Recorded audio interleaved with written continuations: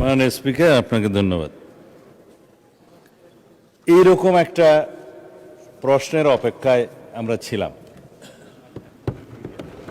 আমরা এর জাতীয় গুরুত্ব সবাই অনুধাবন করেছি, এই জন্য সবাইকে ধন্যবাদ।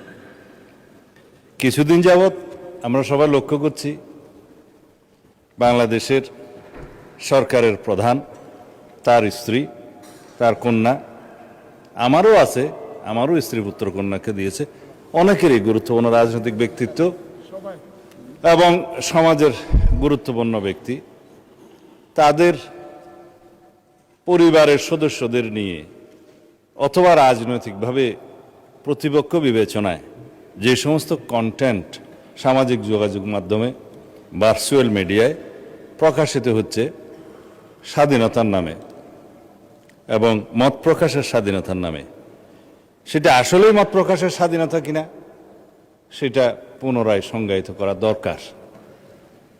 আমরা সেজন্য এই সামাজিক যোগাযোগ মাধ্যম বা যেটাতে আইনি ভাষায় আমরা বলছি cyber space, which includes everything, social communication media, virtual media সহ সব কিছু ইনক্লুড করা হবে এবং এই সংজ্ঞাগুলো নতুনভাবে সংজ্ঞায়িত হচ্ছে। এবং আজকে সকালেই এই বিষয়ে আমি একটা আইনি সংস্কার করার জন্য ড্রাফটে হাত দিয়েছি। তা আমি জানতাম না আজকে এই কোয়েশ্চেনটা এখানে আসবে, এবং এটা মন্ত্রণালয় হিসেবে তথ্য মন্ত্রণালয়ের বিষয় যেহেতু কোরিলেটেড, আর এখানে সংসদের একটা বিধি মোতাবেক কেউ না থাকলে আমার জবাব দেওয়ার একটা বিধান আছে, সেই জন্য মাননীয় চিফ হুইপ একটা চিঠি আপনাদের দিয়ে রাখছে। ওই হিসাবে বলছি, উদ্দেশ্য ও কারণ সম্বলিত প্যারার মধ্যে আমরা যেটা ড্রাফট করার চিন্তা করছি খসড়া, তার মধ্যে আমি শুধু কয়েকটা লাইন পড়ি। সাইবার স্পেসে গুজব, অপতথ্যের ক্রমবর্ধমান বিস্তার, কৃত্রিম বুদ্ধিমত্তা অর্থাৎ আর্টিফিশিয়াল ইন্টেলিজেন্স ব্যবহার করে বিভ্রান্তিকর, অপমানকর, বিরক্তিকর ও মানহানিকর কন্টেন্ট তৈরি এবং প্রচারের প্রবণতা, সামাজিক যোগাযোগ মাধ্যমে ক্ষতিকর কন্টেন্ট দ্রুত অপসারণের প্রয়োজনীয়তা এবং আন্তর্জাতিক প্রযুক্তি প্ল্যাটফর্মসমূহের সাথে অধিকতর কার্যকর সমন্বয়ের জন্য সাইবার সুরক্ষা আইনের একটা সংশোধনী আনতে হবে। সেটা সাইবার সুরক্ষা আইন 2026 নামে আমরা অবহিত করব। এর কতিপয় বিধান সংশোধন আমরা করব।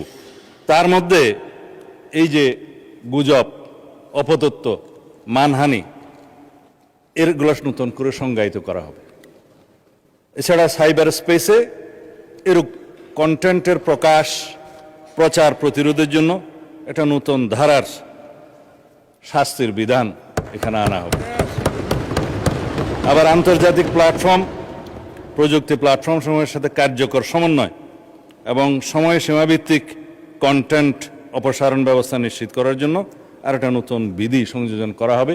কারণ এখন আমরা রিকোয়েস্ট করি, হয়তো 6 মাস পরে সেটা অপসারণ করে নাও করতে পারে, সেই জন্য এটা আনা।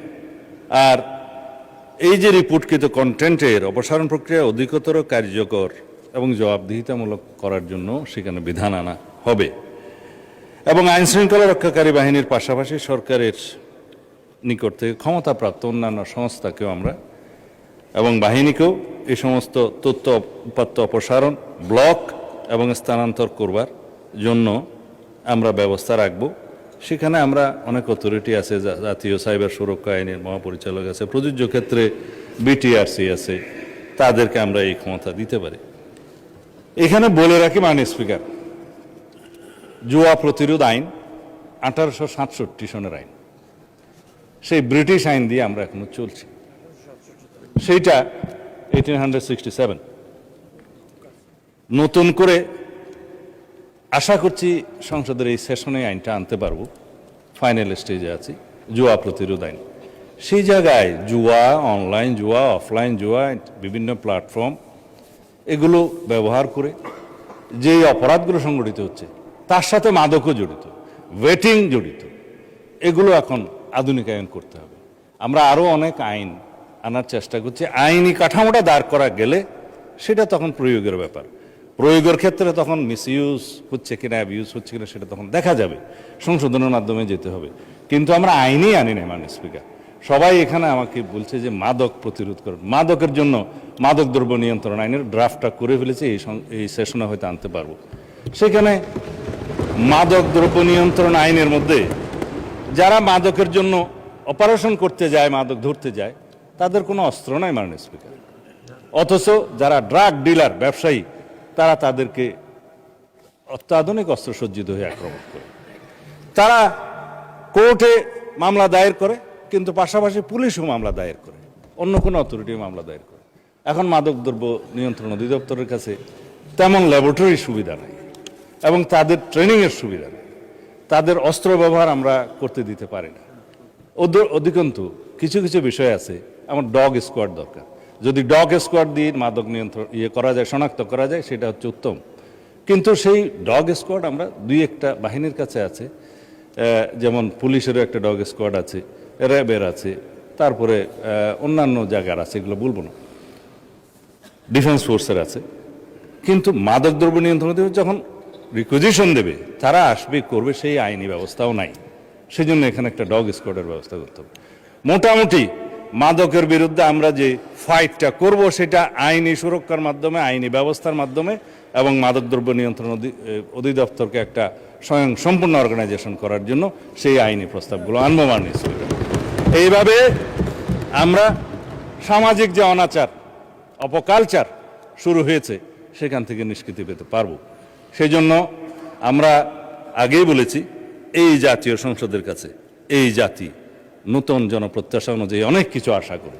ইনশাআল্লাহ আমাদের কেবল 3 মাস গেছে, আপনারা আরেকটু সময় দেন, দেখবেন ইনশাআল্লাহ আমরা আইনগতভাবে আমাদের কাঠামোগুলো শক্তিশালী করে এই জাতীয় প্রত্যাশা, এই সমস্ত অনাচার, সেই অপরাধ, এগুলো সব কিছুকে আমরা প্রতিরোধ করতে সক্ষম হব। ধন্যবাদ মাননীয় সদস্যকে এই প্রশ্ন উত্থাপন করার।